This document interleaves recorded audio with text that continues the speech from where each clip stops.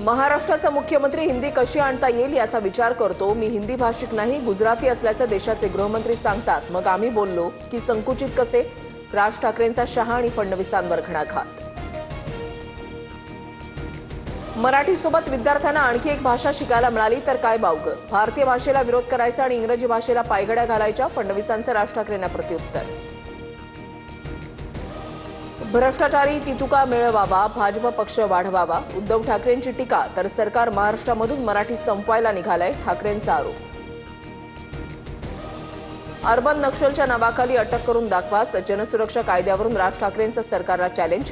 तर अर्बन नक्षलसारखे वागाल तर तुमची अटक होईल, मुख्यमंत्री फडणवीसांचं प्रत्युत्तर।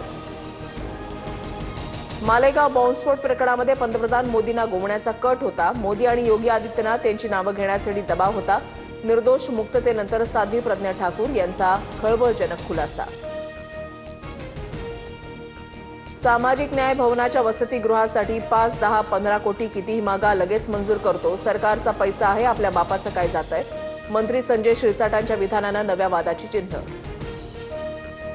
राज्यमंत्री मेघना बोर्डीकरांची ग्रामसेवकाला कानशिलात मारण्याची धमकी। आमदार रोहित पवारांकडून व्हिडिओ ट्विट। जनतेच्या कामासाठी त्रागा होता, बोर्डीकरांचं स्पष्टीकरण।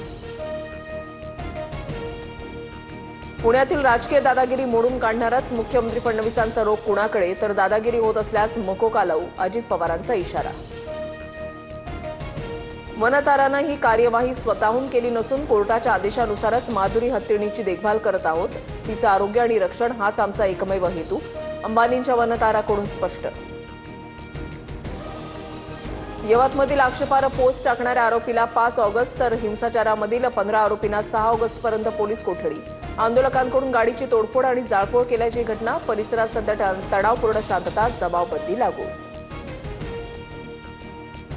महादेव मुंडे हत्या प्रकरणाच्या तपासाला वेग। आयपीएस पंकज कुमावत यांच्या अध्यक्षतेखाली एसआयटी गठीत। बीड स्थानिक गुन्हे शाखेचे पोलीसही मदत करणार। बोरिवलीमध्ये प्रवासी आणि टीसीमध्ये राडा। सामान्य तिकीट घेऊन फर्स्ट क्लासचा प्रवास केल्यानं वाद। रेल्वे कार्यालयाची तोडफोड केल्यानंतर प्रवासी अटकेत।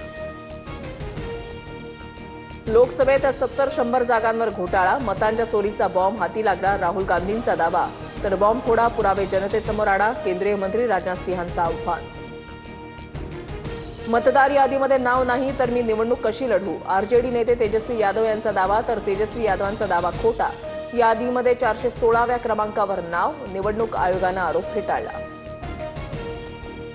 माजी लोकसभा खासदार प्रज्वल रेवण्णाला अत्याचार प्रकरणामध्ये जन्मठेप। फार्म हाऊसमध्ये घरकाम करणाऱ्या महिलेचं शोषण केल्याचा ठपका। जन्मठेपेसह 5 लाखांचा दंडही ठोठावला।